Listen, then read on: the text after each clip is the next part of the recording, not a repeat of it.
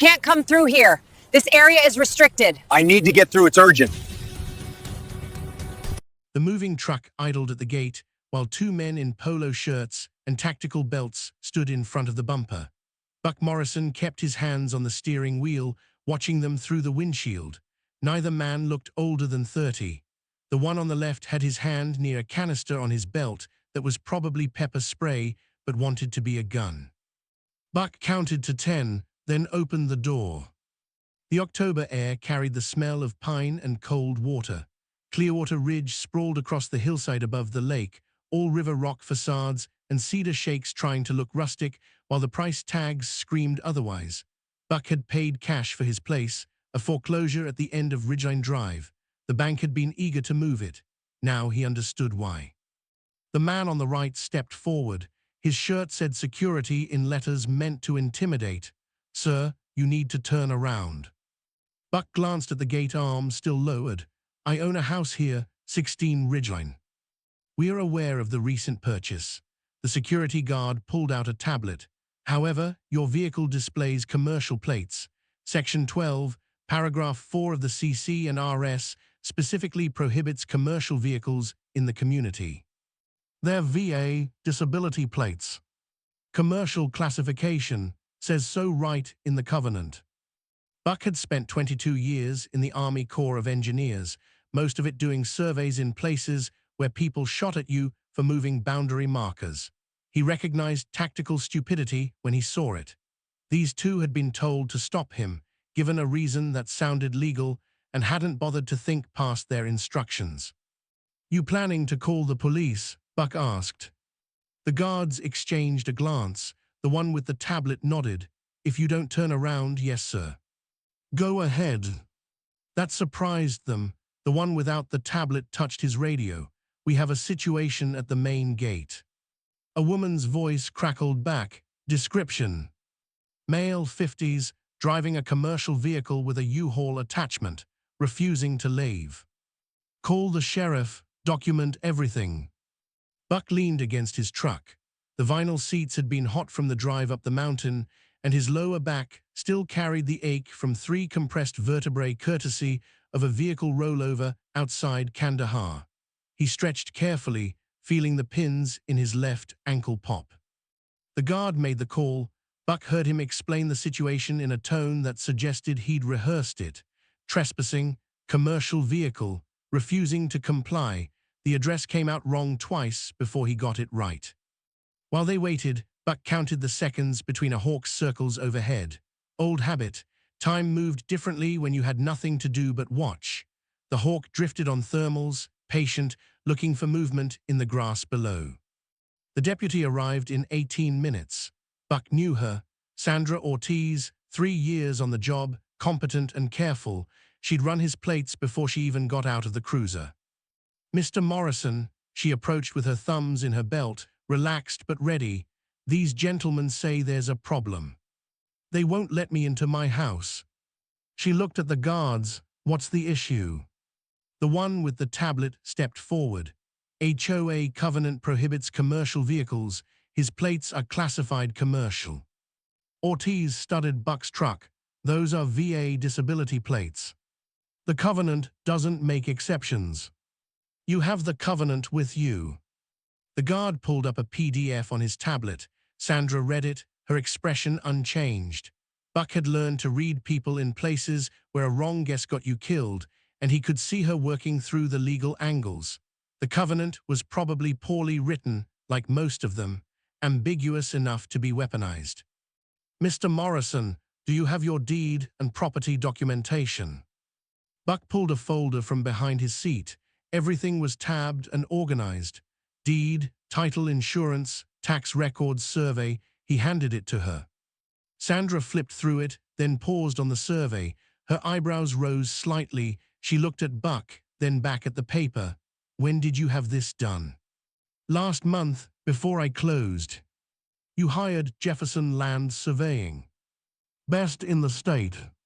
She studied the document for another 30 seconds. Buck watched the hawk catch something in the tall grass beyond the gatehouse. It rose with the prey clutched tight, wings beating hard against gravity.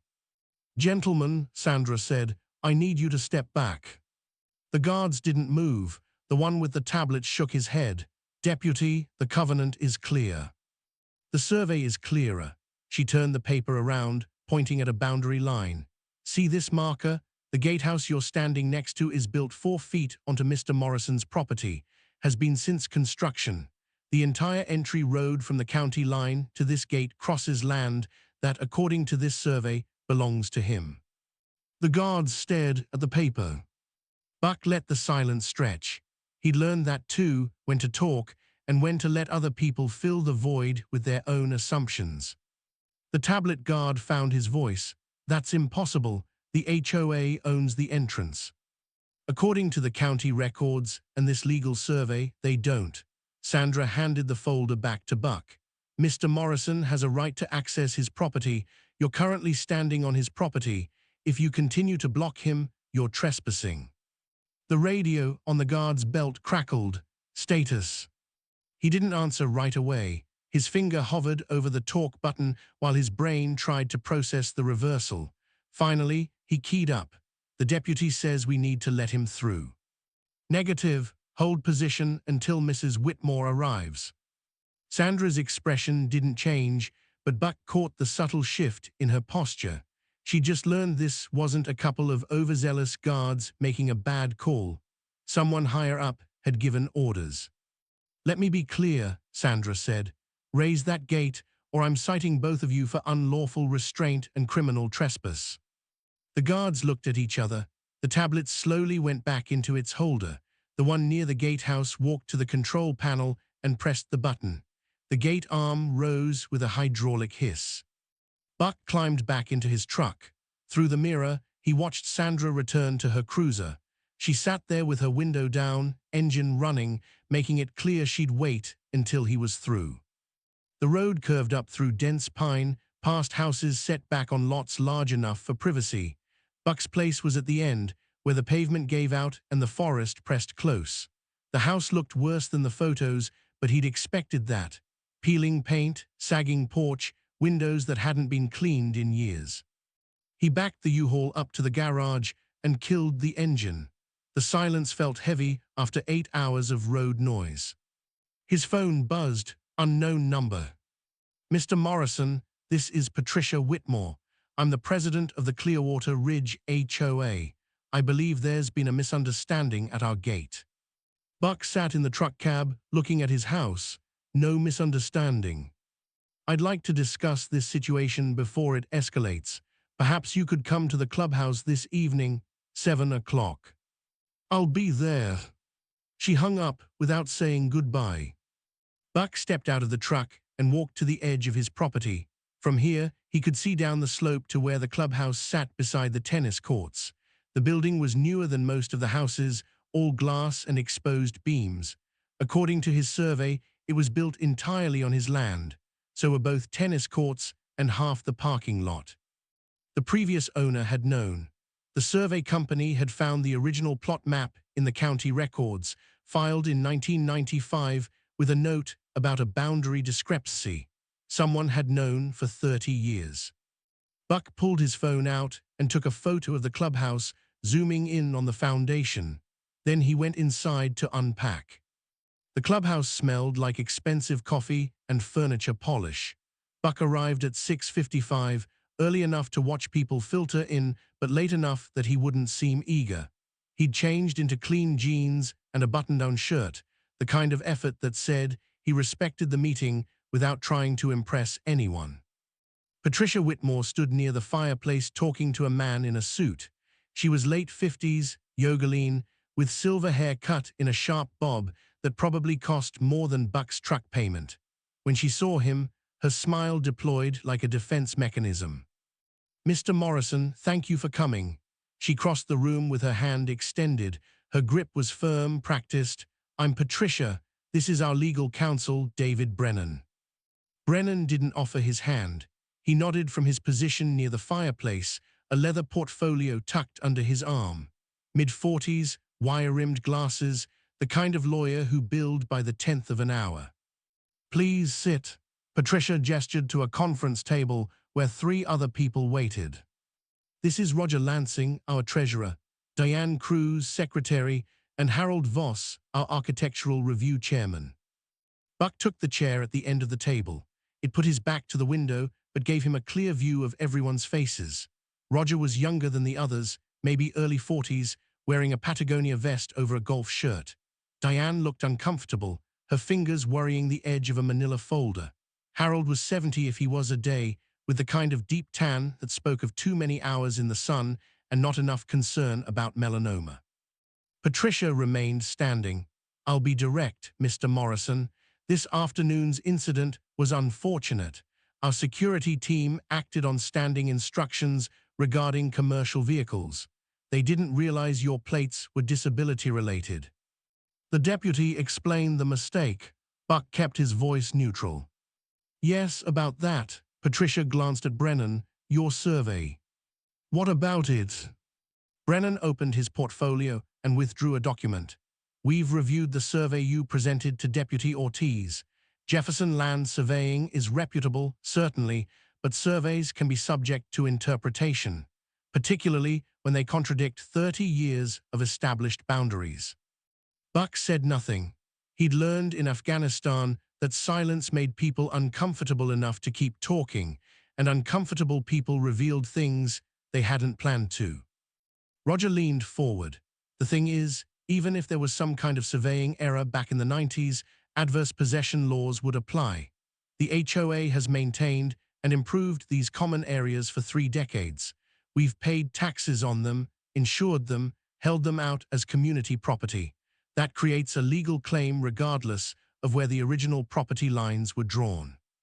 Adverse possession requires specific conditions." Buck met Roger's eyes. "Hostile use, actual possession, open and notorious, exclusive and continuous, for 15 years in this state." Brennan's expression didn't change, but Buck caught the slight tightening around his eyes. Roger sat back. "You've done your homework," Patricia said. Her smile had acquired an edge.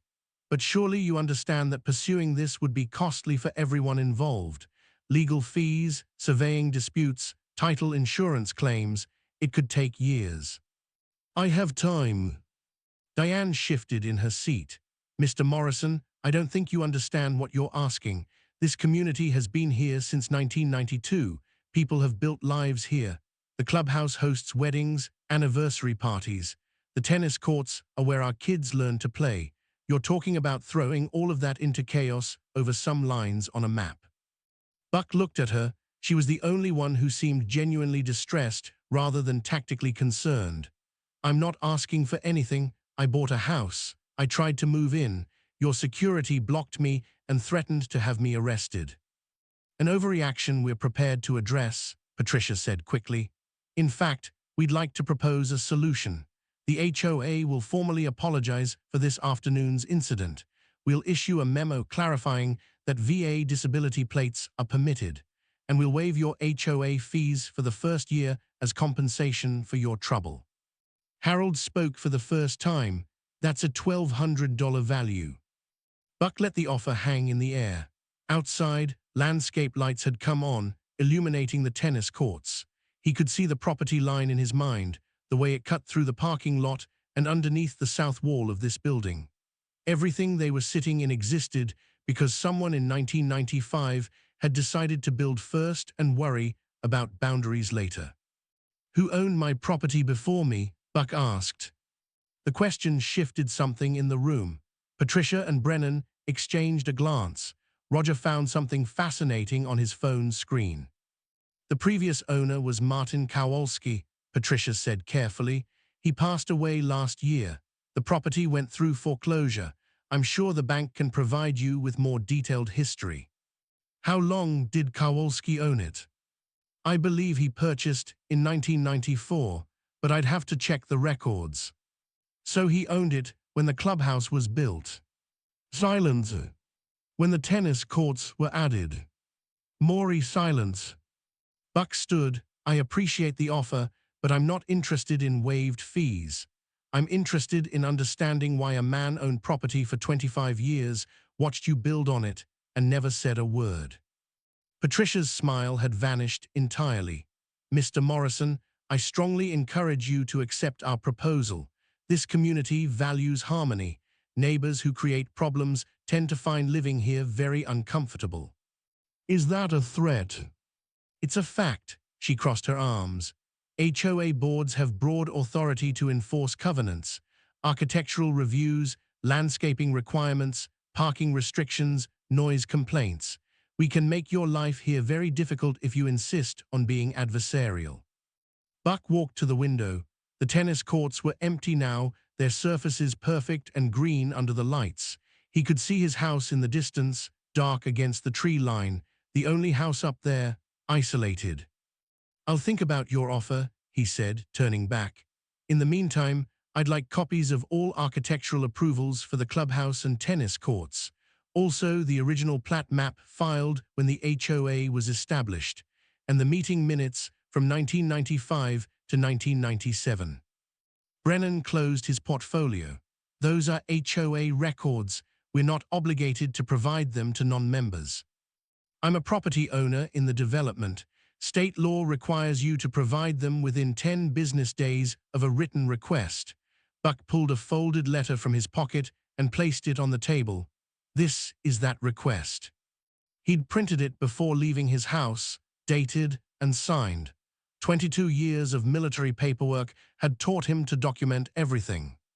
Patricia picked up the letter, scanned it, and set it down with controlled precision. "This meeting is over." Buck headed for the door. As he reached it, Harold spoke again. "You should know that Kowalski filed for bankruptcy twice before he died. Medical bills mostly, cancer treatment. By the end, he owed the HOA $48,000 in back fees and fines." Buck stopped, his hand on the doorknob. "We foreclosed on him," Harold continued. "The bank bought the property in the foreclosure sale, but we got our money first, every penny." "Harold," Patricia's voice carried a warning. But Harold kept talking. "Man couldn't afford to fight us. Every time he tried to push back on something, we'd hit him with another fine. Grass too long, paint the wrong shade, cars parked in the driveway overnight. Took us 6 years, but we got what we were owed." Buck looked at the old man. Harold's expression held no shame, just the satisfied certainty of someone who'd won a long game. "Thank you for that information," Buck said, and left. Outside, the mountain air had turned cold. Buck walked to his truck, his ankle throbbing from the day's standing. He sat in the cab for a moment, looking at the clubhouse through the windshield. They'd bled Kowalski dry rather than acknowledge the property error. Had probably known from the start that the boundaries were wrong, had built anyway, and then weaponized the HOA rules to keep him quiet. Buck started the engine. He had calls to make, people to talk to, and he needed to find out exactly how Martin Kowalski had died and whether he'd left any records behind. The HOA records arrived by courier on Wednesday morning, 3 boxes of documents that the delivery driver stacked on Buck's porch without comment. Buck signed for them and carried them inside one at a time, his ankle protesting the repeated trips up the steps. He spread everything across his kitchen table. Meeting minutes dating back to 1992, architectural review applications, financial statements, violation notices filed against various properties over 3 decades. The paper trail of a bureaucracy that had spent years perfecting its mechanisms of control. Buck started with the architectural approvals for the clubhouse. The application was dated March 1996, submitted by the development company that had originally built Clearwater Ridge. The plans showed the structure sitting entirely within what was labeled as common area on the attached plat map. 3 board signatures approved it. Construction began in May. He pulled out his survey and overlaid it on the clubhouse plans. The common area designation was wrong. The land had never belonged to the HOA. It was part of Lot 17, which eventually became Martin Kowalski's property when he purchased in 1994. Buck searched through the boxes for the original development plat from 1992, found it in a folder marked Founding Documents. The map showed Lot 17 with boundaries that matched his current survey. Someone had redrawn the boundaries before the clubhouse application. Shrinking Lot 17, and expanding the common area. He photographed both documents side by side. The alteration was obvious once you knew to look for it. The line work was slightly different, the font not quite matching. Amateur work, but effective if nobody checked. His phone rang. Sandra Ortiz.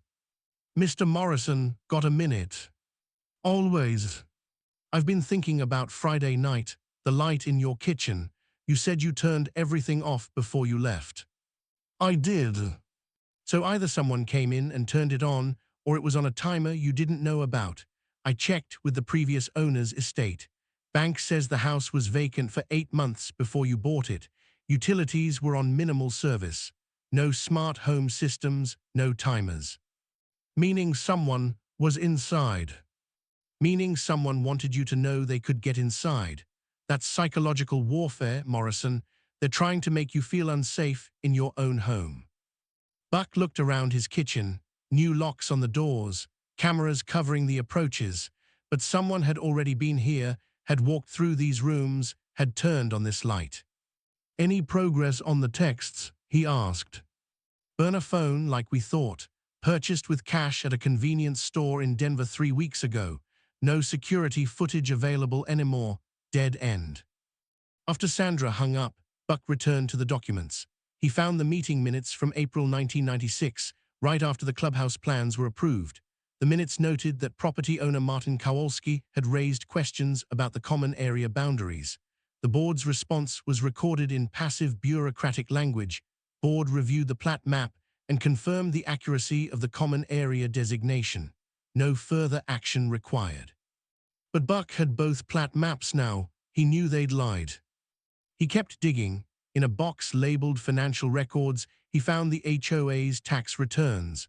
The clubhouse was listed as an asset on common property. Every year since 1996, the HOA had claimed ownership of land that belonged to someone else. That wasn't just a civil matter, that was fraud. Buck's laptop chimed, email from an address he didn't recognize. The subject line read, "You should see this." He opened it carefully, scanning for malware indicators out of old habit. The email contained a single attachment, a PDF labeled Kowalski Complaints. The document was a compilation of complaints filed against Martin Kowalski from 1997 to 2018. 63 pages of grievances from neighbors about his property. Grass too long, weeds in the garden, peeling paint, trash cans visible, car parked wrong, dog barking, music too loud, guests parking on the street. Buck read through them slowly. Most were signed by the same 3 people: Patricia Whitmore, Harold Voss, Roger Lansing. The complaints escalated after Martin filed his survey in 2004. Before that, he averaged 2 complaints per year.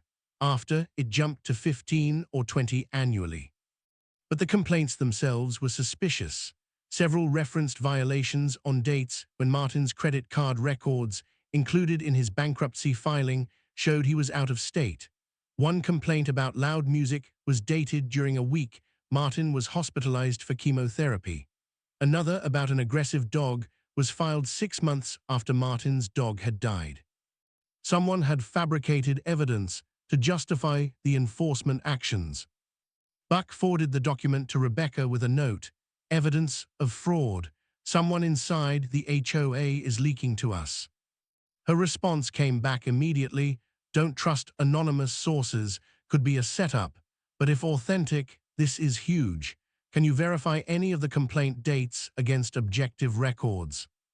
Buck pulled out Martin's boxes and found his calendar journals. Martin had kept day planners for years, knotting appointments, trips, medical visits. Buck cross-referenced them against the complaints. March 15, 2008, complaint filed by Harold Voss about Martin's trash cans left at the curb. Martin's calendar showed he was in Ohio for his mother's funeral. His plane ticket was in the box. Departure date March 13, return March 17. June 22, 2011, complaint from Patricia about Martin's lawn exceeding the 4-inch limit. Martin's calendar showed a notation, chemo session 11 am. A hospital bracelet from that date was paper-clipped to the page.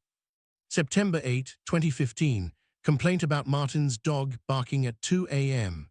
Martin's dog had died in March 2015. The veterinary euthanasia record was in a folder marked Goodbye Max. They hadn't just harassed Martin, they'd manufactured a paper trail of violations that couldn't have occurred, that turned selective enforcement into something darker: conspiracy, intentional infliction of emotional distress, possibly even fraud if they'd used the fake complaints to justify foreclosure. Buck photographed every discrepancy. His phone was filling with evidence, gigabytes of documents that told a story of systematic abuse disguised as community standards. A knock on his door interrupted him. Buck checked the security camera feed on his phone. A woman stood on his porch, late 30s, wearing a fleece jacket and jeans. She looked nervous, glancing back at the driveway like she expected someone to stop her. Buck opened the door halfway. "Can I help you?" "Mr. Morrison, I'm Diane Cruz from the HOA board." She held up her hands quickly. "I'm not here to threaten you or serve you with anything. I just want to talk." "About what?" "About what we did to Martin Kowalski, about what's happening now, about what's going to happen if you keep pushing." She looked past him into the house. "Can I come in, please? I don't want anyone to see my car here." Buck considered. Diane had been at the clubhouse meeting, sitting quietly while Patricia made threats. She'd looked uncomfortable then. She looked terrified now. He stepped back and let her enter. Diane moved into the kitchen and saw the documents spread across the table. Her face went pale. "You have all of it." "Most of it." "Then you know what we did." "I'm learning." She pulled out a chair and sat without being invited, her hands shaking. "I need to tell you something, not because I want to protect myself, though I do, but because if you're going to fight them, you need to understand what you're up against." Buck sat across from her. "I'm listening." Patricia didn't act alone. None of us did. It was a system, a machine, and once it started, it was easier to keep feeding it than to stop it. Diane looked at the meeting minutes spread across the table. "I joined the board in 2006. I was 32, new to the community, flattered that people wanted me involved.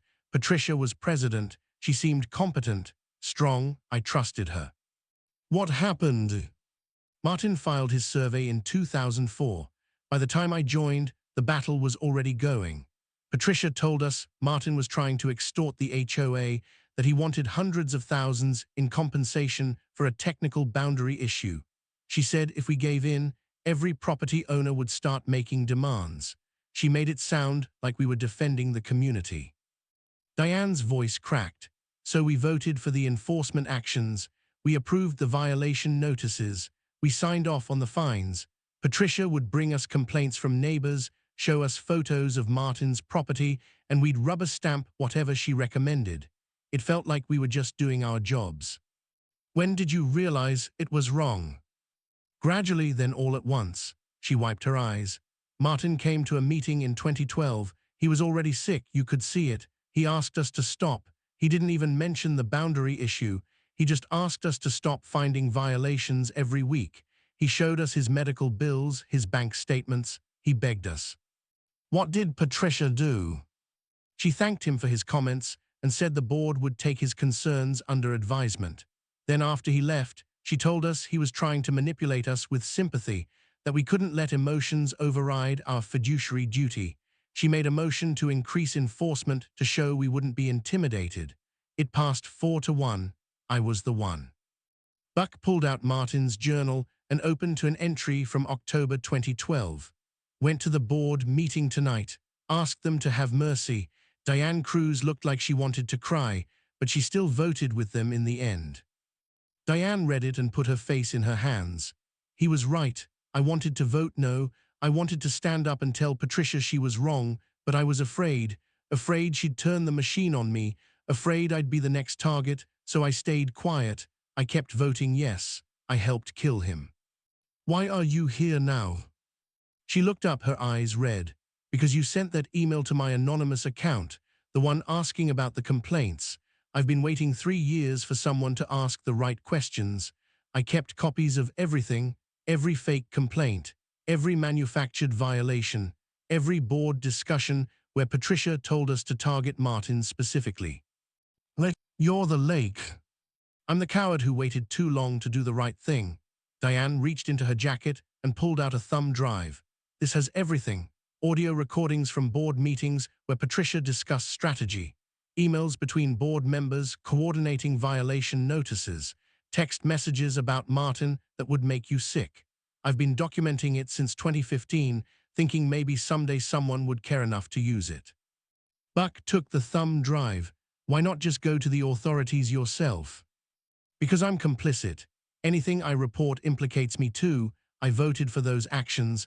I signed those notices. I'm guilty even if I regret it now. She stood. But you're not guilty of anything except buying a house. You can use that evidence without it destroying your life. So I'm giving it to you. Do what Martin couldn't. Stop Patricia. Stop this. She headed for the door, then paused. One more thing. Patricia knows you've been talking to Martin's family. She's planning something. I don't know what. But she told Harold yesterday that you'd be gone by Christmas one way or another. Watch yourself, Mr. Morrison. She's dangerous when she's cornered. Diane left quickly, practically running to her car. Buck watched through the security camera as she drove away, checking her mirrors constantly. He plugged the thumb drive into his laptop. The files loaded slowly, hundreds of documents organized by date and category. Audio files, video files, scanned documents, years of evidence collected by someone who'd been complicit but couldn't live with the guilt. Buck clicked on an audio file labeled Board, Meeting March 2016. Patricia's voice came through clearly. We need to maintain pressure on Kowalski. He's behind on fees again. That gives us leverage for foreclosure proceedings, but we need more violations first. Makes the foreclosure look justified rather than targeted. Harold, can you drive by his place this week and find something to cite? Buck sat back in his chair. They hadn't just enforced rules selectively. They'd actively hunted for violations to justify predetermined conclusions. His phone buzzed. Rebecca. Just got the anonymous complaint document. If it's authentic, combined with what we already have, we can prove a pattern of harassment that goes way beyond typical HOA overreach. Morrison, we might be looking at criminal fraud charges, not just civil liability. I've got more, Buck said, a lot more. The boxes filled half of Sarah Kowalski's garage. 14 cardboard containers stacked against the wall, each labeled in careful handwriting with dates and categories. Financial records, HOA correspondence, legal documents, medical bills. Sarah stood in the doorway with her arms crossed, watching Buck and Thomas pull the first box down. I couldn't throw them away, she said. Her voice was softer than her brother's, but carried the same undercurrent of anger. Mom wanted me to, said keeping Dad's fight alive would just make it hurt more, but it felt wrong, like erasing evidence of what they did to him. Buck opened the box labeled HOA Correspondence 1995-2000. Inside, folders were organized by year, each containing letters printed on HOA letterhead, handwritten notes, and Martin Kowalski's careful responses. The earliest letters were cordial. Welcome to the community. Reminder about architectural guidelines. Notice of annual meeting. Then the tone shifted. A letter from July 1996 informed Martin that his fence required board approval before installation. Martin's response, dated 3 days later, politely noted that the fence was on his property and met all county codes. The board's reply came back fast. The covenant superseded county codes. Remove the fence or face fines. Did he remove it? Buck asked. Eventually, Sarah said, after they fined him $500 and threatened a lien. Buck moved to the next folder. 1997 brought complaints about his lawn height, measured to the quarter-inch. His trash cans visible from the street. His car parked in the driveway overnight. Each violation carried a $50 fine that doubled if not corrected within 10 days. Thomas pulled down another box. This one's the survey stuff. Inside, Buck found Martin's 2004 survey from Jefferson Land Surveying. The document was identical to Buck's current survey, showing the same boundary discrepancies. Paperclipped to it was a letter from an attorney named Rebecca Singh, dated September 2004. Buck read it aloud. "Dear Mr. Kowalski, I have reviewed your survey and title documents. Your property rights are clear and well documented. The HOA's construction of tennis courts and partial clubhouse on your land constitutes trespass. I recommend we send a formal demand letter requiring removal of the structures or negotiation of an easement with appropriate compensation. However, I must advise you that the HOA will likely resist. Based on your description of their past behavior, they may escalate harassment in retaliation. Legal action could take 3 to 5 years and cost between $80,000 and $150,000. Please consider these factors before proceeding." Thomas pulled out another document. Here's Dad's response. He told her to send the demand letter. The demand letter was professional and devastating. It laid out the property boundaries, cited the trespass, demanded removal of structures within 60 days, and requested $50,000 in compensation for past use of the land. The letter was dated October 15, 2004. "What happened?" Buck asked. Sarah handed him another folder. "This." The HOA's response came from a different law firm, 3 attorneys listed on the letterhead. They disputed the survey's accuracy, claimed adverse possession, and threatened to sue Martin for defamation and harassment. The letter was 8 pages long and ended with a promise that any continued agitation would result in maximum enforcement of all covenant provisions. The threats weren't empty. The next folder contained violation notices that arrived weekly starting in November 2004. Martin's mailbox was the wrong shade of black. His house numbers were mounted incorrectly. His Christmas lights violated the seasonal decoration guidelines. His gutters needed cleaning. His driveway had a stain. His doormat was not on the approved list. Each violation carried a fine. Each fine accumulated interest. By March 2005, Martin owed the HOA $11,000. Buck found a handwritten note dated April 2005, paper-clipped to a stack of violation notices. Martin's writing was shaky. "Rebecca says we can fight, but it will bankrupt me. Ellen is crying every night. I don't know what to do." "Ellen was our mother," Sarah said quietly. "She died in 2011. Heart attack. Stress, the doctors said, but we knew what really killed her." Buck continued through the boxes. The pattern repeated year after year. Whenever Martin seemed to catch up on fines, new violations appeared. The Architectural Review Board rejected his request to replace his roof, claiming the proposed shingles were not approved, then fined him for having a roof in disrepair. They rejected his fence repair, then fined him for having a damaged fence. They rejected his request to repaint, then fined him for peeling paint. In 2008, Martin filed for bankruptcy. The documents were in a box labeled Legal Hell. The bankruptcy discharged most of his debts, but couldn't touch the HOA fines, which had priority under state law. By the time he emerged from bankruptcy in 2010, he owed the HOA $41,000. Thomas pulled out a spiral notebook. This was his journal, last couple years. Buck opened it carefully. The entries were sporadic, sometimes weeks apart. The handwriting deteriorated as the dates progressed. March 2019, Patricia stopped me at the mailbox today, asked if I was feeling all right, said I looked tired. She was smiling. She knows exactly what they're doing. June 2019, doctor says the cancer is back, pancreas this time. Ellen would have told me to fight, but I'm so tired. September 2019, Thomas wants me to move in with him, but if I abandon the house, they win. They get to keep using my land, keep their tennis courts, keep pretending they didn't steal from me. I can't let them win. December 2019, HOA sent another notice. Lawn service missed a section near the back fence. $50 fine. I'm in hospice and they're measuring my grass. The last entry was dated February 2020, a month before Martin died. I'm leaving everything to Thomas and Sarah. Not much to leave after the medical bills, but I'm also leaving them the truth.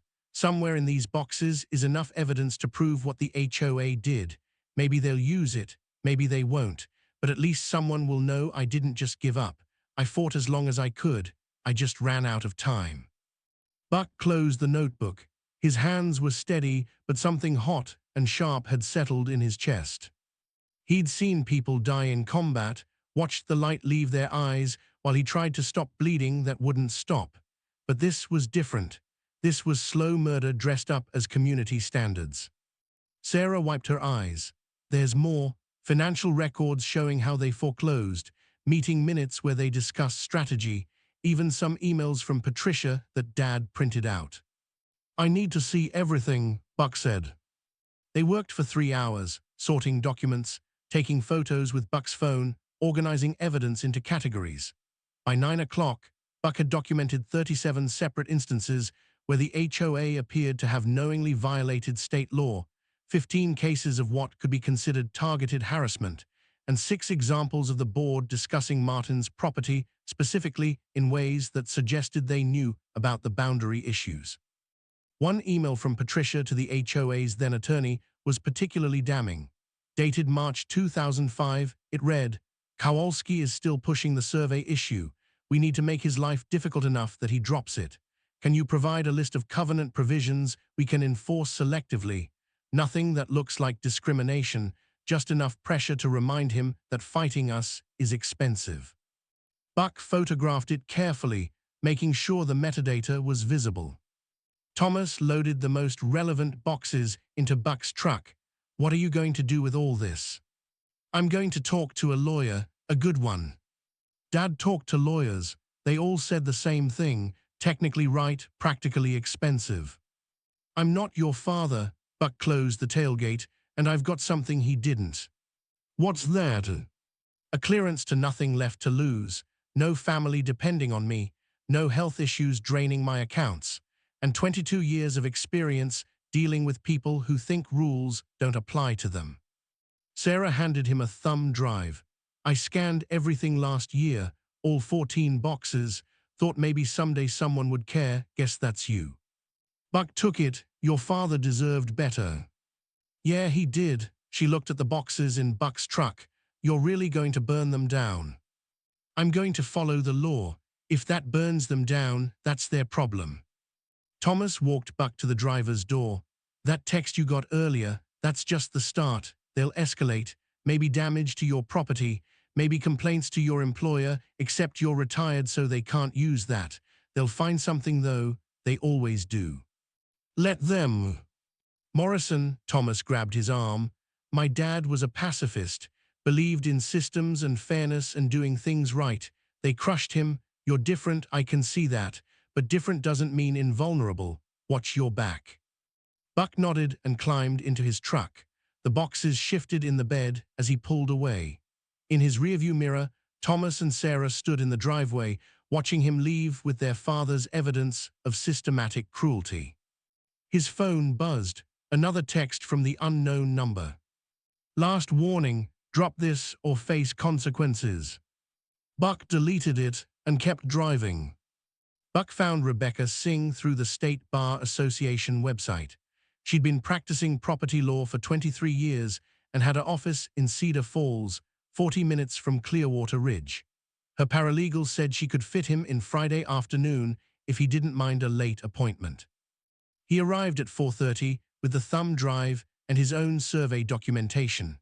The office occupied the second floor of a converted Victorian house, all hardwood floors and crown molding that had seen better decades. Rebecca met him in a conference room with windows overlooking a parking lot where leaves collected against the curb. She was 50-something, with gray-streaked black hair pulled back in a practical bun. Reading glasses hung from a chain around her neck. When Buck handed her the thumb drive, she plugged it into her laptop without comment and started scrolling through files. "Martin Kowalski," she said after a moment. "I remember him, nice man. The HOA destroyed him. That's why I'm here." She looked up. "You bought his property. I saw the deed transfer, and you've discovered the same boundary issues he did. Jefferson surveyed it for me before closing." "Smart." She returned to the laptop, clicking through folders. "Martin came to me in 2004. I told him he had a strong case.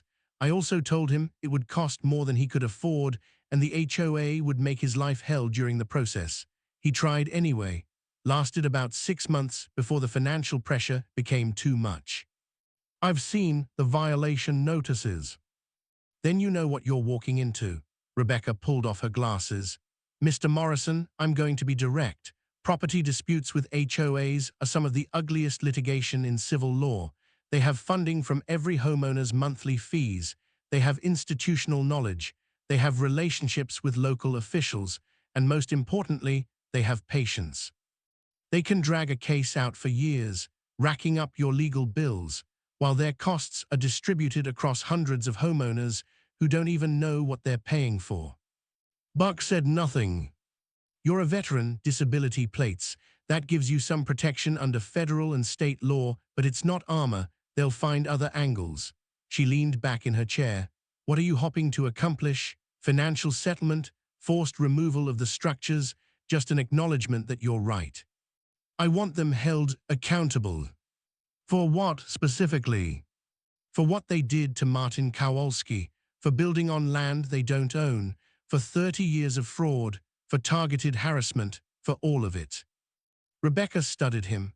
Accountability doesn't exist in civil court, only damages.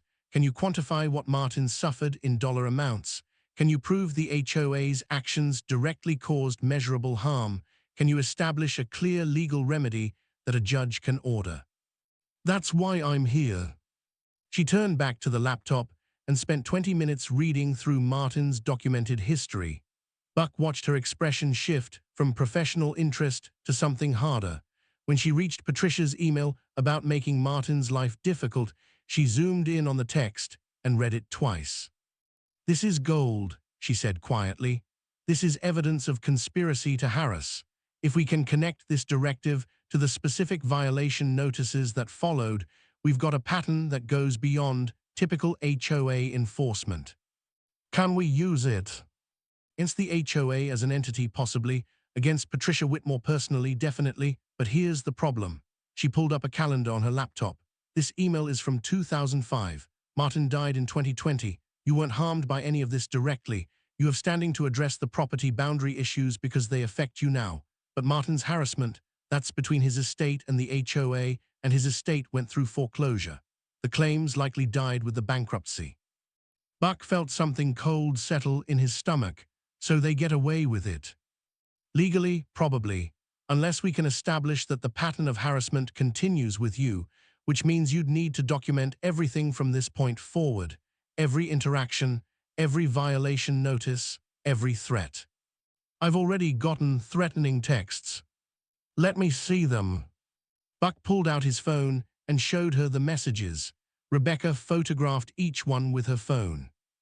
Unknown number, they're being careful, but it establishes a pattern of intimidation starting immediately after you asserted your property rights. Good, keep your phone on you at all times, screenshot everything. If they call, record it. Colorado is a one-party consent state for recording. She opened a legal pad and started writing. Here's what we're going to do. First, I'm sending them a formal demand letter regarding the property boundaries. We'll request removal of all structures from your land within 90 days or payment of fair market value for an easement. I'm estimating that at around $300,000 based on comparable land values and the size of the encroachment. Will they pay it? No, but it establishes your position and starts the clock on their bad faith. Second, I'm filing a quiet title action to have the court officially recognize the boundary lines. That's separate from the easement issue and gives us a legal framework. Third, I'm requesting all HOA records relating to your property and Martin Kowalski's property under the state's HOA transparency laws. They have to provide them. They already denied my request. They denied your personal request. They can't deny my formal legal request without facing sanctions. We'll get those records. Rebecca kept writing. Fourth, and this is important, you need to document everything at your property. Take photos, lots of them, every angle, every structure. If they try to claim you've caused damage or violated covenants, we need proof of the property's condition at this baseline moment. Buck thought about his house, still mostly unpacked. They're going to come after me the way they did Martin. Absolutely they are. which is why we're going to be ready. Every violation notice they send, you forward to me immediately. Every fine, every complaint, every interaction with board members. We're building a case that their enforcement is selective and retaliatory. What about criminal charges? Patricia's email shows intent to harass. Rebecca shook her head. Harassment laws are hard to prosecute in HOA contexts because the board can claim they're just enforcing covenants. We'd need to prove they're enforcing rules against you that they don't enforce against others, and we'd need a pattern that goes beyond normal HOA operations. It's a high bar. So civil court is the only option. It's the realistic option. And Mr. Morrison, I need you to understand what you're signing up for. This will take years. It will cost you 6 figures in legal fees even if we move efficiently. The HOA will make living in that house miserable. They'll file motions to dismiss, motions for summary judgment, discovery requests that bury us in paperwork. They'll depose you multiple times. They'll investigate every aspect of your life looking for leverage. She leaned forward. I've seen people win cases like this and lose everything else. Marriages, friendships, peace of mind. Martin Kowalski's last years were defined by this fight. Are you prepared for that? Buck looked out the window. The sun was setting behind the mountains, painting the sky in shades of orange and purple. Somewhere up there, Patricia Whitmore was probably having dinner, confident that another difficult property owner would fold under pressure like all the others. Martin died still fighting, Buck said. He spent his last conscious moments worrying about grass height violations. That's what they took from him, not just money or property, but his dignity, his peace. They weaponized bureaucracy until it killed him. Yes, I can't bring him back, can't give his family those years, but I can make sure it's expensive for them, make sure it's public, make sure the next person who buys property here knows exactly who they're dealing with. Rebecca was quiet for a moment, then she nodded. All right, my retainer is $15,000. That covers the initial demand letter, the quiet title action, and about 40 hours of work. After that, we bill at $350 an hour. Discovery phase could run another $30,000 to $50,000. If we go to trial, double that. And Mr. Morrison, there's no guarantee we win. Property law is complex. Judges often favor stability over technical correctness. We could do everything right and still lose. I understand. Do you? Because I need to hear you say it. This isn't about justice. It's about whether you're willing to spend years of your life and most of your savings to hold a HOA board accountable for actions that primarily harmed someone else. The law doesn't reward noble intentions. It rewards clear damages and clean evidence. Buck thought about Martin's journal, the shaky handwriting, the exhaustion bleeding through every word. He thought about Thomas and Sarah standing in the driveway, watching him drive away with boxes full of their father's documented suffering. I'm willing, he said. Rebecca pulled out a contract. Then let's get started. But I'm telling you now, the moment this gets bad, the moment your health or safety is genuinely threatened, we stop. I won't have another Martin Kowalski on my conscience. Understood. Understood. She slid the contract across the table. Buck read through it carefully, 22 years of military training making him check every clause. When he reached the signature line, he paused.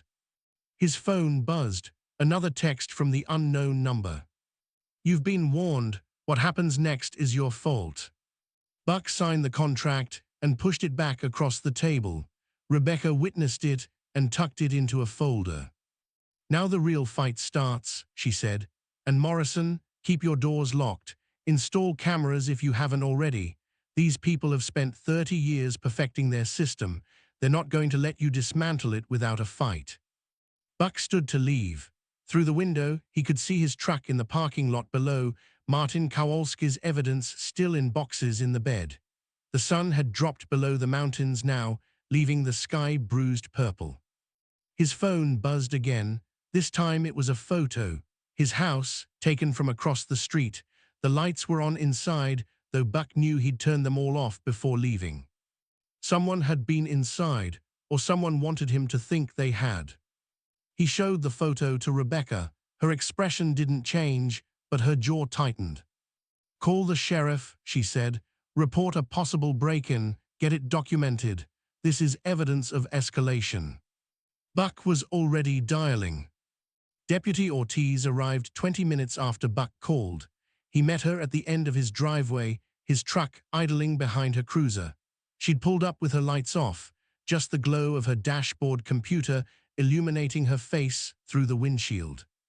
"You didn't go inside?" she asked as she got out. "No, got the text while I was in Cedar Falls, came straight here." She pulled a flashlight from her belt. "Show me." Buck forwarded the photo to her phone. She studied it, zooming in on the windows where light spilled out into the darkness. "Could you have left a light on?" "I turned everything off before I left at 4. Checked twice." "Stay behind me." They approached the house from the side, avoiding the front porch where motion sensor lights would announce them. Sandra kept her hand near her weapon, but not on it. Buck's ankle throbbed from the walk up the driveway, his limp more pronounced than usual. The front door was locked. Sandra tried it twice, then moved to the windows. The light was coming from the kitchen, visible through the side window. She positioned herself to see inside without being silhouetted. "I see movement," she said quietly. Buck's heart rate stayed steady. 22 years of training made fear something that happened to his body without touching his mind. Human. "Can't tell, could be shadows." She keyed her radio. "Dispatch, I'm at 16 Ridgeline Drive, possible break-in in progress, requesting backup." The radio crackled. "Copy, nearest unit is 20 minutes out." Sandra looked at Buck. "Your call, we can wait for backup or I can clear it now. I need to know if someone's inside." She nodded and moved to the front door. "Keys." Buck handed them over. Sandra unlocked the door and pushed it open, her flashlight cutting through the darkness. "Sheriff's Department. If anyone's inside, make yourself known." "Silence." She entered with Buck behind her, moving through the entryway into the living room. The house was still mostly unpacked, boxes stacked against walls, furniture in wrong places. The kitchen light blazed at the end of the hallway. Sandra cleared each room methodically. Living room empty, bathroom empty, bedroom empty. They reached the kitchen together.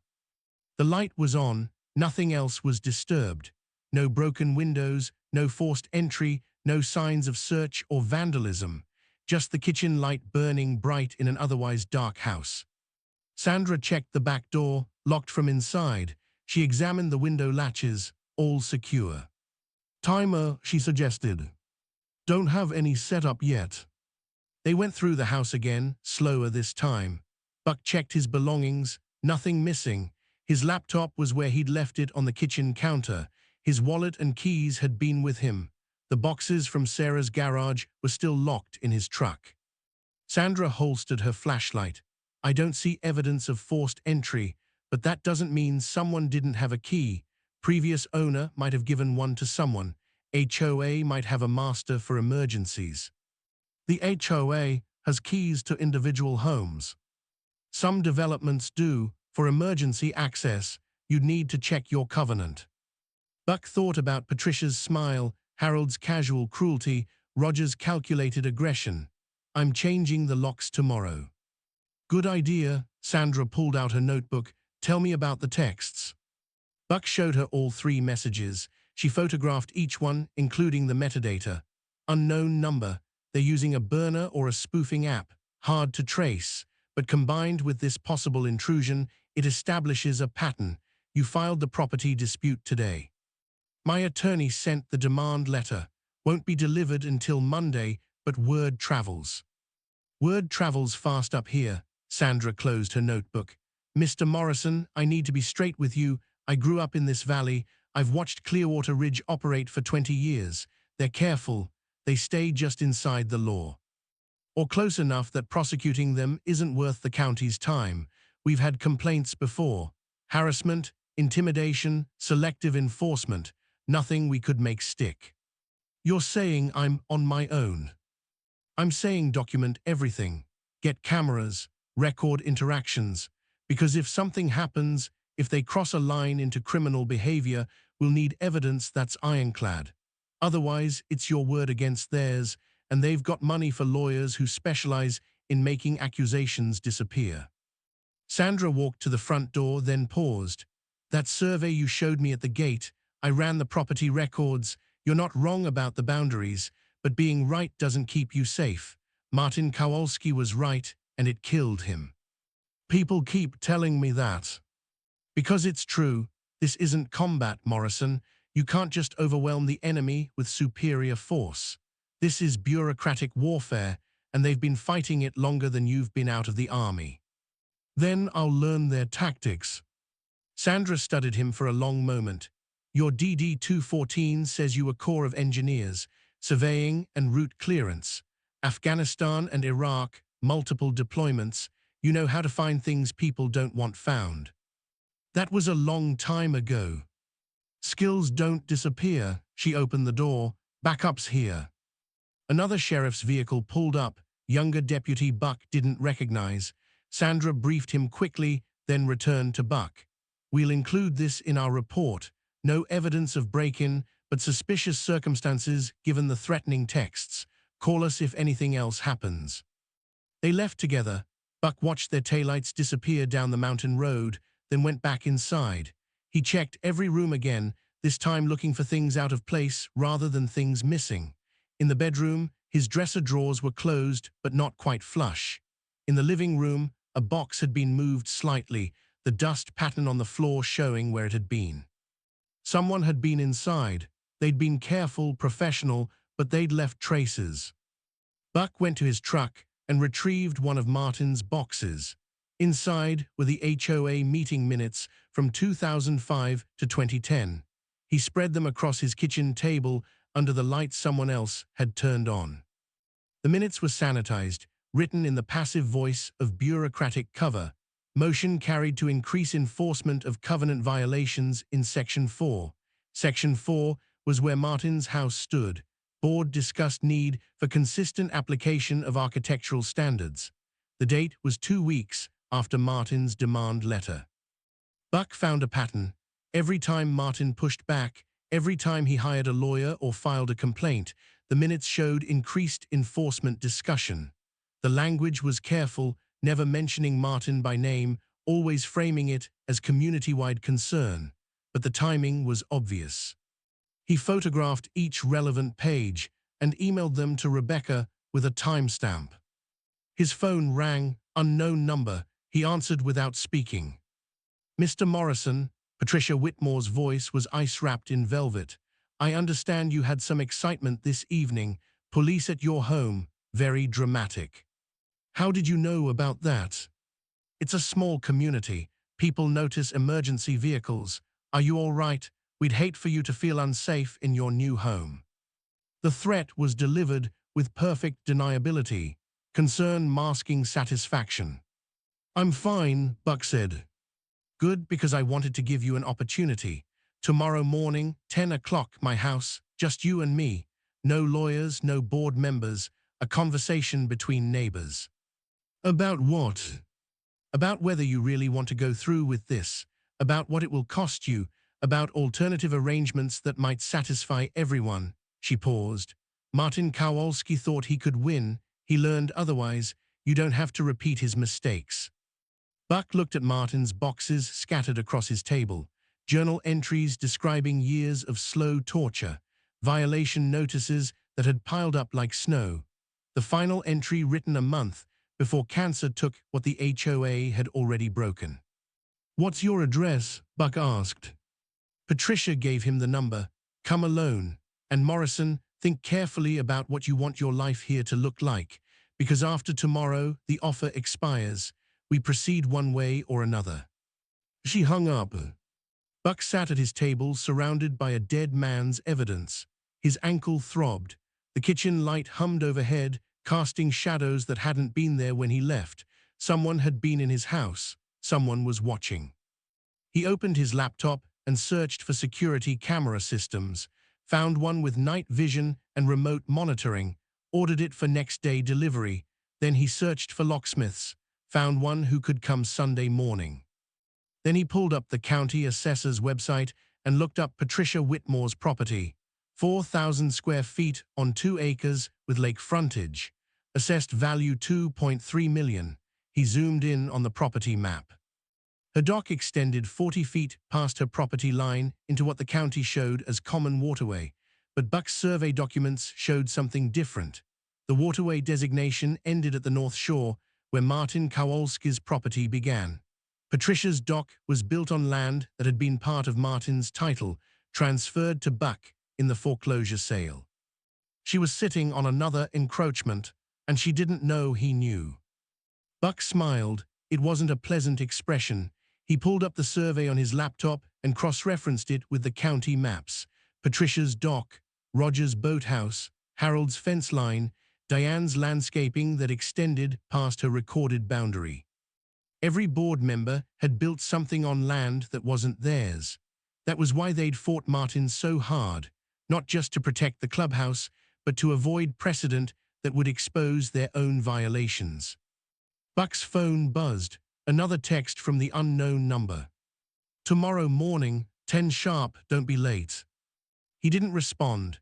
Instead, he pulled up the photo they'd sent earlier, his house with the lights on. He zoomed in on the reflection in the window. There, barely visible, a figure standing across the street. The resolution was too low to identify them, but they were wearing something light-colored, maybe a polo shirt. Like the security guards wore. Buck saved the photo and sent it to Rebecca with a note. Evidence of surveillance. Meeting Patricia Whitmore tomorrow at her residence. Recording the conversation. Her response came back in 30 seconds. "Be careful, she's not stupid. Whatever she offers will sound reasonable until you examine the fine print. Don't commit to anything, just listen." Buck looked at the clock, 10:40. He was exhausted, but his mind was running through scenarios, tactical considerations, mapping the terrain the way he'd done in Afghanistan before every patrol. Tomorrow he'd walk into Patricia Whitmore's house. Tomorrow he'd hear what she thought would make him go away. Tomorrow he'd learn exactly how far they were willing to go.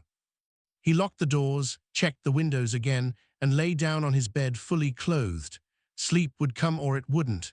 Either way, morning would arrive with its reckoning. Patricia Whitmore's house sat at the end of a private drive lined with aspens that had already dropped their leaves. The structure itself was all glass and steel, trying to look organic, the kind of architecture that cost extra to appear effortless. Buck pulled up at 9:58 and sat in his truck for exactly 2 minutes, letting her wonder if he'd come. At 10, he walked to the front door. She opened it before he knocked. "Mr. Morrison, thank you for coming." She wore yoga pants and a cashmere sweater, the casual uniform of mountain wealth. Her smile was warmer than their last meeting. "Please come in." The interior smelled like expensive candles and fresh coffee. Floor to ceiling, windows overlooked the lake, where morning sun turned the water silver. Patricia led him to a sitting area with furniture that looked uncomfortable on purpose. A coffee service waited on the table between 2 chairs. "I took the liberty," she said, pouring, "cream, sugar." "Black." She handed him a cup and settled into the opposite chair. For a moment she just looked at him, the way someone might examine a puzzle they'd already decided how to solve. "You're wondering why I invited you here," she said. "I assumed you'd tell me." "Direct, I appreciate that." She sipped her coffee. Martin Kowalski wasn't direct. He was passive-aggressive, sent letters through lawyers, filed complaints, but never actually talked to us. Just kept escalating until we had no choice but to respond in kind. Buck said nothing. His phone was in his shirt pocket, recording. Colorado was one-party consent. "You're different," Patricia continued.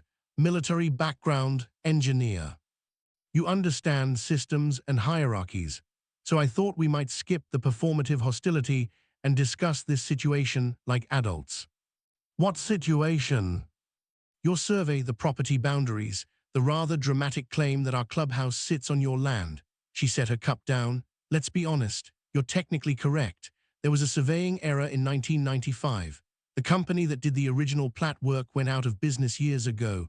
The error was never caught because nobody checked. When we built the clubhouse and tennis courts, we used the recorded plat, not an independent survey.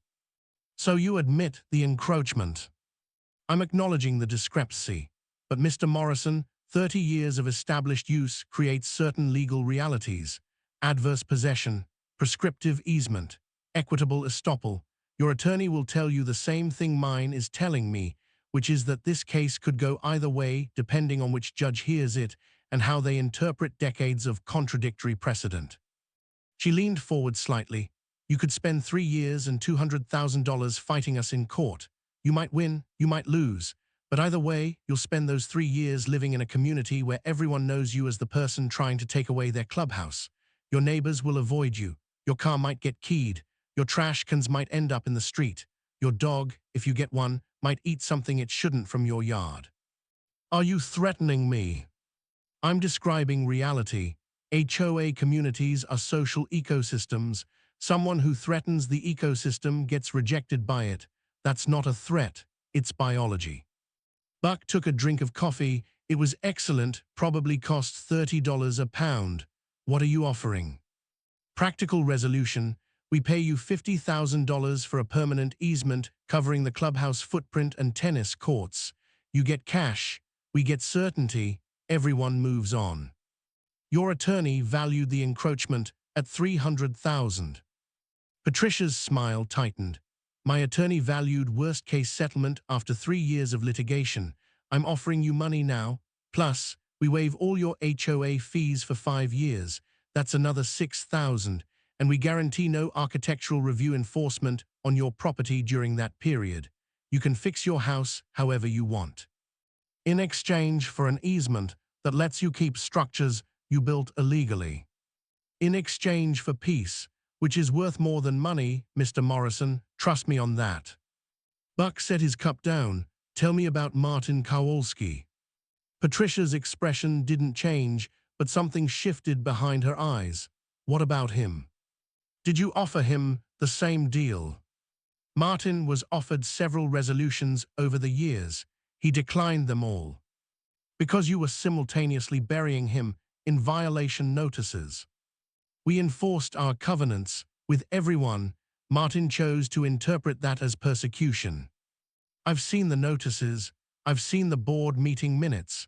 I've seen your email to your attorney about making his life difficult. That landed. Patricia's face went still. I don't know what you think you've seen. March 2005, you wrote, and I quote, Kowalski is still pushing the survey issue. We need to make his life difficult enough that he drops it. Can you provide a list of covenant provisions we can enforce selectively? You want me to continue? Patricia stood and walked to the windows.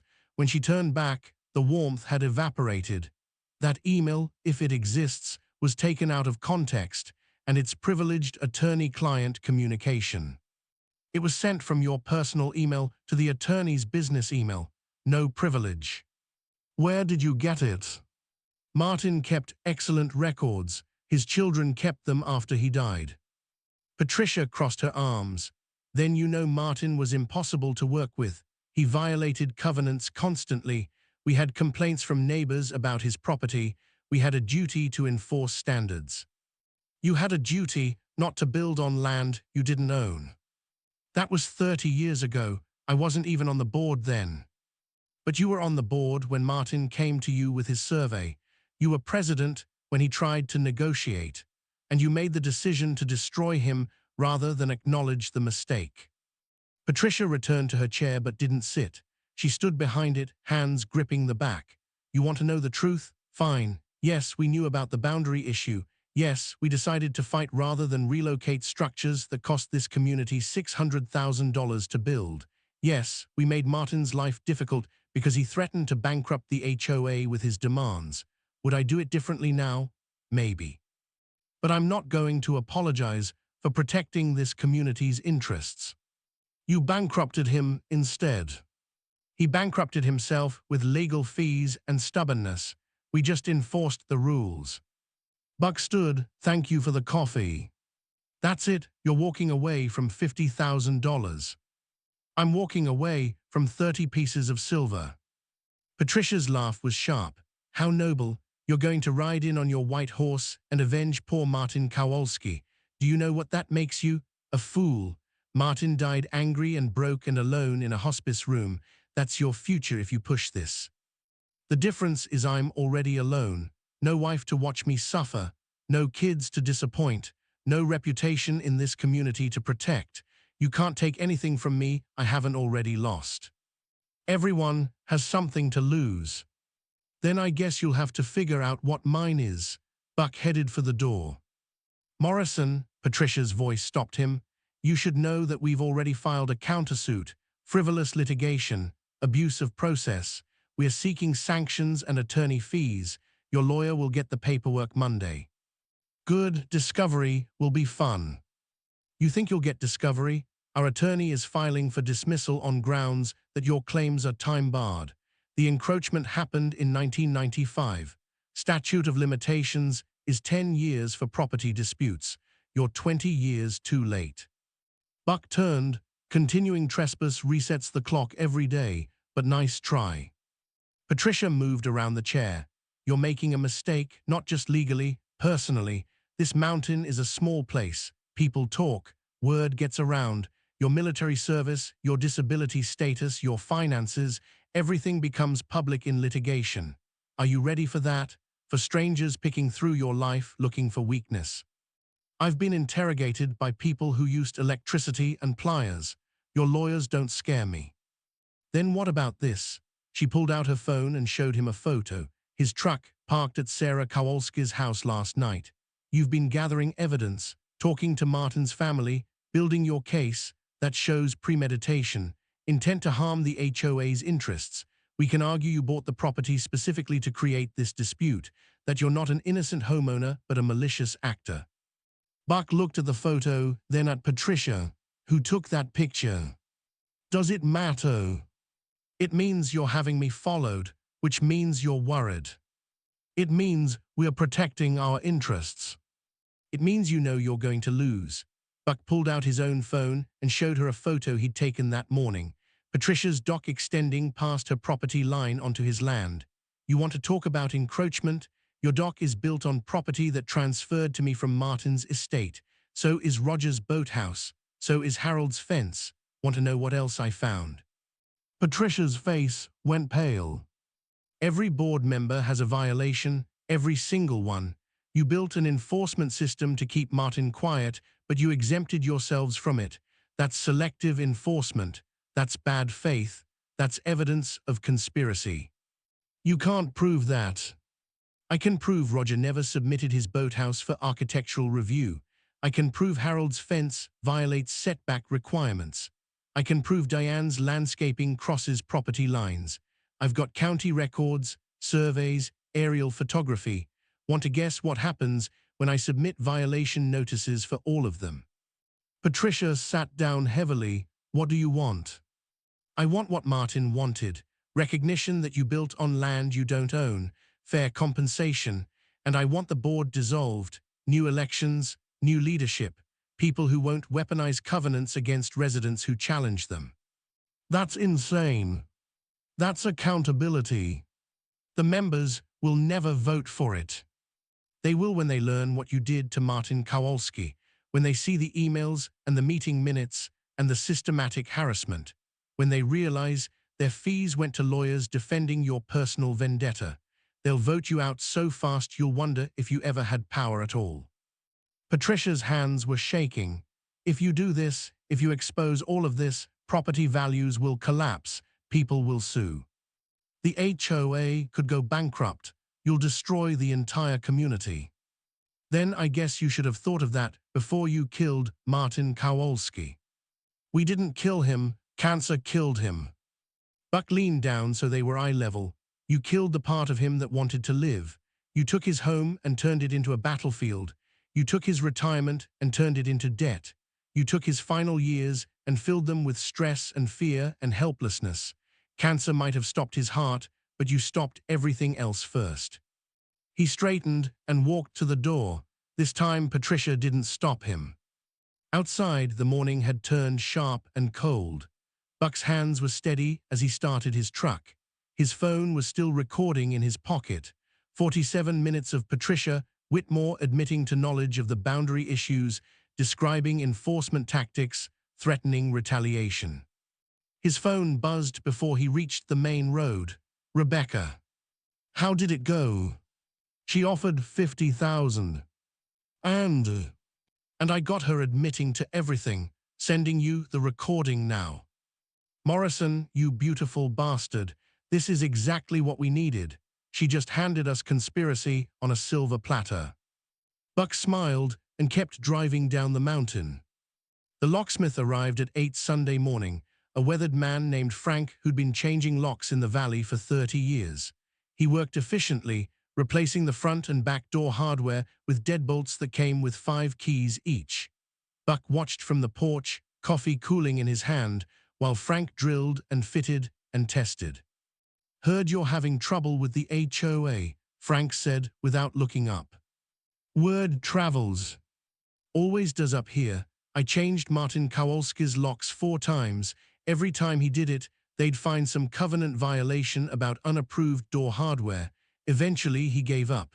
Frank straightened and tested the new deadbolt. You planning to give up? No. Good. Martin was a good man. What they did to him was wrong. Frank packed his tools. No charge for the service call. Consider it a vote against Patricia Whitmore. After Frank left, Buck spent the morning installing security cameras. 4 of them, covering all approaches to the house. The system connected to his phone and laptop, motion-activated, recording to cloud storage. By noon, anyone who came near his property would be documented. He was testing the camera angles when a silver Mercedes pulled up his driveway. Roger Lansing emerged wearing pressed khakis and a quarter-zip sweater. He approached with his hands visible, palms out, the universal gesture of someone wanting to appear non-threatening. Buck watched him through the camera feed on his phone before opening the door. Mr. Morrison, got a minute? Roger's smile was different from Patricia's, more genuine or at least better practiced. Depends what you want. Just to talk, man to man. Roger glanced at the new cameras. I see you're taking security seriously. Someone was in my house Friday night. I heard about that. For what it's worth, that wasn't sanctioned by the board. Some of our residents get overzealous, but breaking and entering crosses a line. Who was it? I don't know, honestly, but I'll ask around. Roger gestured to the porch chairs. Can we sit? Buck nodded. They sat at opposite ends, the morning sun warm on the wooden planks. Roger looked out at the view for a moment, gathering his thoughts or his strategy. Patricia told me about your meeting yesterday, he said finally. She's not handling this well. She takes challenges personally. I noticed. The thing is, she's not wrong about the chaos this could cause. I know you've got Martin's records. I know you know about my boathouse. Roger turned to face him. I built it in 2008, used the county setback measurements. Never occurred to me to get an independent survey. That's on me. If it's on your property, then legally I owe you for that use.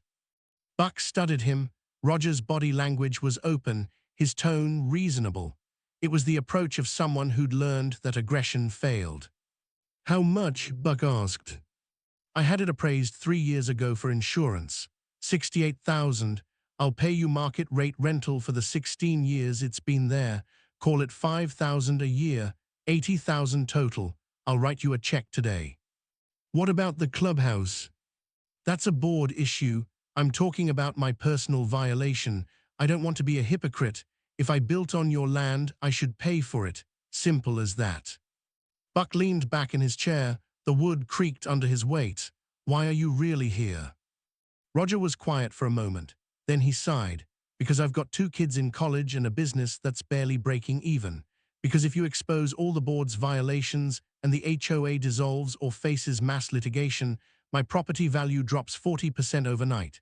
Because I refinanced last year to pay tuition and I'm underwater if values crash. And because unlike Patricia, I can do math. Fighting you costs money, we'll lose anyway. Settling with you costs money, but ends the bleeding. Patricia filed a countersuit. Patricia's scared. Her entire identity is wrapped up in being HOA president. She's been on that board for 18 years. It's her power base, her social standing, her purpose. You're threatening to take all of that away. Roger pulled out his phone. Can I show you something? He opened a photo. A boy, maybe 8 years old, wearing a youth football uniform. Then another photo. The same boy, now 17, in a hospital bed. Thin, bald, smiling despite everything. My nephew Luke, he had leukemia. Diagnosed at 9, in remission at 12, came back at 16. He died last year. Roger's voice stayed level, but his hands tightened on the phone. Martin Kowalski sent my sister a card every month during Luke's treatment. Never met the kid. Just heard about it somehow and decided to care. Sent encouraging messages, gift cards for gas to get to appointments, stupid jokes to cheer him up. When Luke died, Martin came to the funeral, even though he was already sick himself. Roger put his phone away. I voted with Patricia to increase enforcement against Martin. I signed off on violation notices I knew were bullshit. I watched them bleed him dry, and I told myself it was just business, just protecting property values. I didn't know then that he was the kind of person who'd send cards to a dying kid he'd never met. But I know now, and I know what that makes me. Buck said nothing. So yeah, I'm here to settle my own violation because it's the right thing to do. But I'm also here to tell you that not everyone on that board is Patricia. Diane voted against half those enforcement actions. Harold's a follower who'll do whatever Patricia says until someone stronger tells him different. We're not a monolith. We're just people who made bad choices because no one stopped us. You could have stopped yourselves. You're right, we could have, we didn't. Roger stood. My offer stands. 80,000 for the boathouse encroachment, paid immediately. In exchange, you drop claims against me personally and I resign from the board. I'll even vote for dissolution if it comes to that. But Morrison, I need you to understand something. If you burn it all down, if you expose everything and force mass litigation, you're not just hurting Patricia. You're hurting 400 families who had nothing to do with Martin's harassment. People who just wanted a nice place to live. People who pay Patricia to do their dirty work. People who don't know what Patricia does. Most residents never go to meetings. They pay their fees and trust the board to handle things. They don't know about selective enforcement or boundary issues or any of it. They're innocent. Buck thought about that. 400 families, kids, elderly residents, people who'd bought homes here because they liked the view and the quiet. None of them had harmed Martin Kowalski. Most had probably never met him. What do you want me to do? Buck asked. Let it go. Pretend Patricia didn't kill a man through bureaucratic torture, take some money and be quiet like Martin should have been. No, I want you to be surgical. Go after Patricia. Go after the board's actions. Get your property rights recognized and get fair compensation. But don't destroy the HOA entirely. Reform it. Force new leadership. Get the covenants revised so they can't be weaponized. Make it better instead of burning it down. Why would I do that? Because you're not like Patricia. You don't want power, you want justice. There's a difference. Roger headed for his car, then stopped. My nephew Luke asked me once why people were mean to Mr. Kowalski. This was during treatment. He was maybe 14. I told him it was complicated adult stuff. You know what he said? He said if it's too complicated to explain to a kid, it's probably just wrong. Roger drove away. Buck sat on his porch for a long time after, watching clouds move across the lake. His phone buzzed. Rebecca. Got Patricia's recording transcribed. It's damning, but Morrison, I need to talk to you about strategy. Go ahead. We can win, I'm confident about that now. The recording, Martin's evidence, the pattern of harassment. We can prove bad faith, conspiracy, selective enforcement. Judge will rule in our favor. But Roger Lansing called me this morning, made a settlement offer that's actually reasonable, wants to pay you for his boathouse encroachment and resign from the board. Says he'll testify about Patricia's tactics if we need him. I know, he just left. So here's the thing, if Roger flips, if he testifies, Patricia's defense collapses. We can force a settlement that gets you compensation, reforms the board, and restructures the HOA's governance. Clean win, surgical, fast. Or we go scorched earth, expose everything, force dissolution. Let 400 property owners sue each other over who knew what when, property values collapse, Community tears itself apart. We still win your case, but everyone loses. Buck looked at his house. Still needed paint. Still needed new windows. Still needed someone to care about it the way Martin had before they'd beaten that care out of him. What would Martin want? Rebecca asked. That was the question, wasn't it? Buck thought about the journal entries, the careful documentation, the refusal to give up even when giving up would have been easier. Martin hadn't been fighting for revenge. He'd been fighting for the principle that the powerful couldn't just take what they wanted from the powerless. But he'd also been sending cards to a dying kid he'd never met. Set up a meeting, Buck said. Me, you, Roger, and whoever else wants to settle, not Patricia, not yet, but everyone else who's willing to acknowledge what happened and fix it. What about Patricia? She gets a choice. Resign and accept personal liability for what she did to Martin, or we use Roger's testimony and Martin's evidence to destroy her in court. But either way, she's done. That's going to be expensive for her. Martin's last years were expensive for him. She can afford it. Rebecca was quiet for a moment. You know this won't bring him back. No, but maybe it prevents the next one. All right, I'll set it up. Morrison, I'm proud of you. For what? For choosing justice over revenge. Not everyone can tell the difference. Buck ended the call and went inside. The house was quiet except for the hum of his laptop and the occasional creak of settling wood. He pulled out Martin's journal and read the last entry again. I fought as long as I could. I just ran out of time. Buck closed the journal. Martin had run out of time, but his evidence hadn't. His documentation hadn't. His truth hadn't. And Buck had nothing but time. He opened his laptop and started writing. An email to every resident in Clearwater Ridge, addresses pulled from public HOA records. The subject line was simple, the truth about Martin Kowalski. The body was just as simple, facts, timeline, Patricia's email, the pattern of harassment, Roger's offer to settle, an invitation to the meeting where they'd discuss reform. He didn't editorialize, didn't need to, the evidence spoke for itself. Before he sent it, he sat with his finger over the button. This was the point of no return. Once 400 families knew what their board had done, there was no putting it back in the box. His phone buzzed, a text from Thomas Kowalski. My sister and I have been talking. Whatever you decide to do, we support it. Dad would have liked you. Buck pressed send. The email went out to 400 addresses. Within an hour, his phone started buzzing with responses, some angry, some supportive, some just confused, but all of them now knew. The sun was setting over the lake when Patricia called. Buck let it ring 3 times before answering. You just destroyed this community, she said. Her voice was shaking. No, you destroyed Martin Kowalski. I just made sure people knew about it. My resignation will be on the board's desk tomorrow. Good, don't forget the personal liability part. She hung up. Buck stood on his porch and watched the last light fade from the mountains. Tomorrow would bring meetings and negotiations and the slow work of reform. But tonight, for the first time since he'd arrived, the mountain felt peaceful. Somewhere up here, Martin Kowalski had spent his final years fighting a battle he couldn't win, but he'd left behind the weapons for someone else to finish it. Buck raised his coffee cup to the darkening sky. Got them, Martin, he said quietly. We got them.